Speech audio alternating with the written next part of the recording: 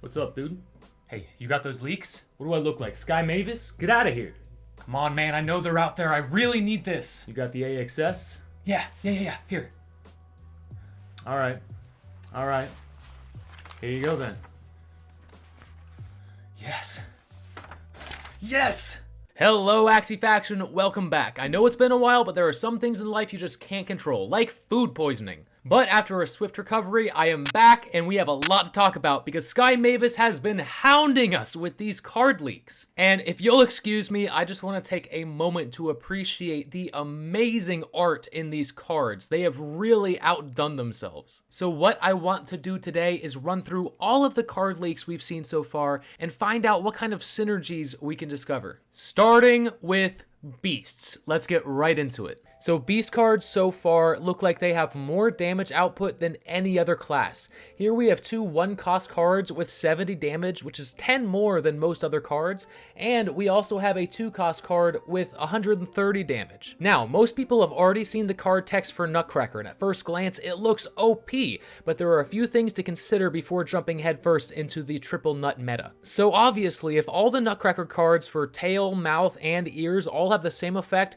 this is OP. You know, the first Nutcracker card you use will deal 60 damage, the next one will deal 66, and by the third Nutcracker, you're dealing more damage than any other 1-cost card. Seems pretty strong. Pair this with a sustainable self-healing plant with taunt, and you have yourself a long-term damage dealer. Now, the problem I have with this is that most of the triple nut beasts look something like this. This is the one that I picked up about a month ago. Now, while he does have all 3 nut cards, the problem is that there's no synergy with Ronin or Imp. Let me explain. If you read the effect of Imp on the right, then you'll see it's best utilized when in Fury mode. So its best synergies are most likely the cards you see right here, Confident and Shiba. Next, we have Ronin on the far left. Now, it actually seems like it has a lot of potential. It deals 50% more damage for every energy spent that turn. So if you have 3 energy and it's the last card you use, you're dealing a whopping 100 damage for a single energy. Because of this effect, I would much rather pair Ronin with another card that provides me more energy, something like Cottontail, or even Nemo.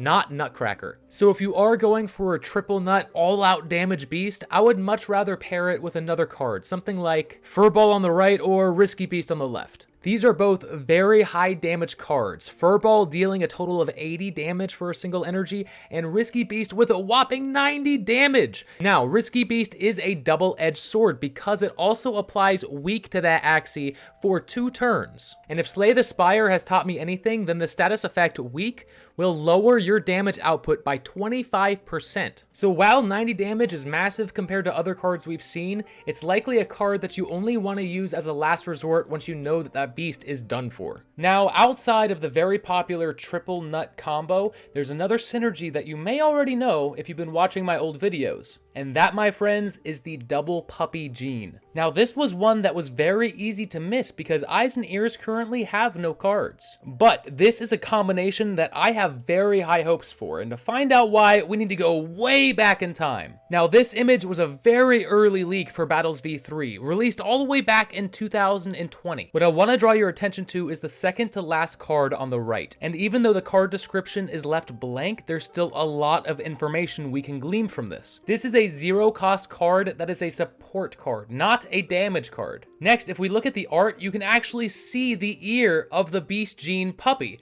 and he's digging a hole and looking for a card. And finally, even though the end of the card name is cut out, I think it's pretty clear that the title would be Puppy Find. Taking all of this into consideration, I believe that the puppy cards will have a very similar effect to the Aqua card Telescope. But instead of searching your deck for an Aqua card, you'd be able to search your deck for a Beast card instead. Now you may think, Ryan, those card leaks are 2 years old. How could you possibly think there's still useful information there? And trust me, I was hesitant too. But if we look all the way over to the card leak for Pumpkin, then you'll notice it is the exact same art as the leak we got just yesterday. And it seems as though I'm not the only one who's noticed this. If you look at the marketplace for 6 out of 6 purity with 0 breeds, the floor price for the double puppy beasts are ridiculous. Now, this is speculative, but needless to say, I've got my fingers crossed for this puppy right here. By the way, everybody, the official Metat8 Podcast is live. Make sure you check it out and subscribe. There'll be a link in the description below. All right, now let's take a look at Aqua cards. Now, these 3 cards are ones that really stood out to me. First off, we have Perch, which deals 30 damage, but hits 4 times.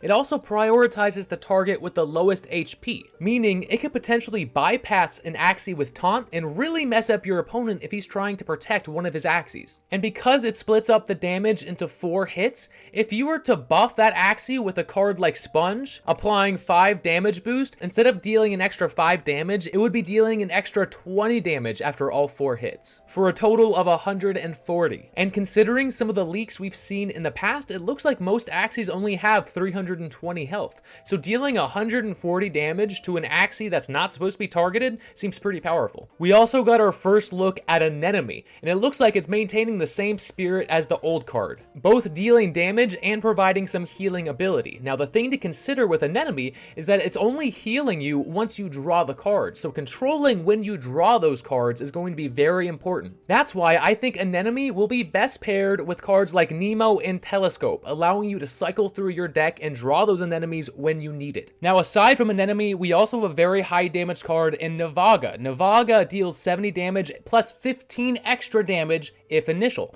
Initial is a simple effect. It simply means if it is the first card played that turn. But by far, the most interesting card I've seen to date is Koi, all the way on the far left. Koi deals 120 damage and 15 additional damage for each one of your aquatic allies. So if all Axies on your team are Aquas, this card will be dealing a massive 165 damage. I think that's the highest damage output I've seen on a card so far. But the damage isn't what's interesting to me. What's interesting is the implication of this card text. We already know, due to the power-up leaks, that there will be a lot of utility with purebred Axies. But with the release of Koi, now we know that there could be not just purebred Axies, but purebred Axie teams, triple Aquas, triple Beasts. The implications are amazing. In fact, considering how cheap pure Aquas are right now, I've actually gone out and purchased a couple of my own.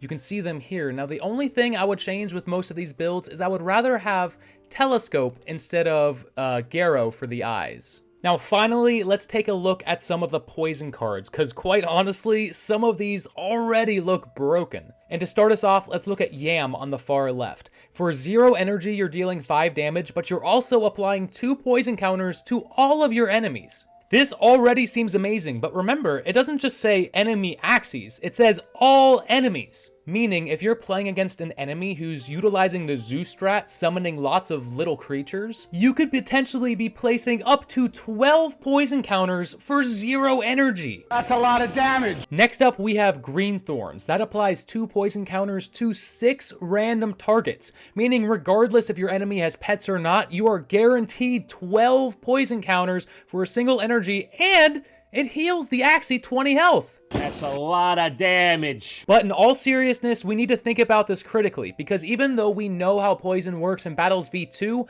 poison may be very different in Battles V3. For example, in Slay the Spire, poison only deals 1 damage per poison stack. That is about half as much damage as poison does in Battles V2. And considering how big of an influence Slay the Spire is, and considering how prevalent these poison counters seem to be, I think that 1 damage per counter is a lot more likely. But just because we don't know the exact damage output of a single poison counter doesn't mean we can't already find some utility. Enter the tail card Gila. Now, Gila deals 40 damage to all of your opponent's enemies, and deals an additional 2 damage per poison counter on all of those enemies. So if you're able to play just 2 Green Thorns, throwing 24 poison counters across the map, and then you play Gila, you wouldn't be dealing just 40 damage, but 64 damage to each of your enemy's Axies, for a total of 192 damage from a single card. That's a lot of damage. Now, as as Sky Mavis begins to leak out the rest of the cards, we're going to find way more combos, but I want to take a moment to look at some of the more unique cards. First off, we have Grandma's Fan. Now, Grandma's Fan has innate, meaning whenever you play a new game, your first opening hand will always have Grandma's Fan in it.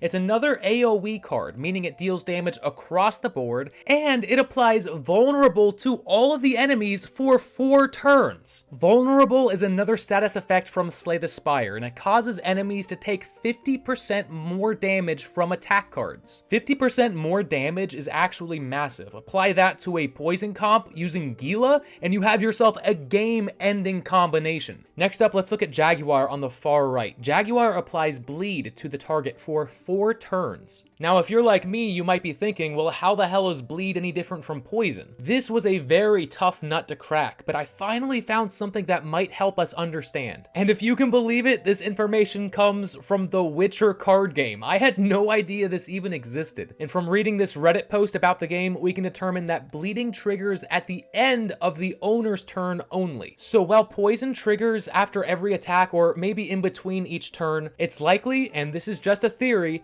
bleed might only trigger at the end of your opponent's turn, giving him more time to deal with the status effect, like playing a Biden's to get rid of the bleed before the damage takes place. I cannot wait to see what other cards they have in store for us. In the meantime, if you want to learn more about how Battles v3 relates to other card games like Hearthstone or Slay the Spire, you can check out my video here. I'll see you there. Thanks.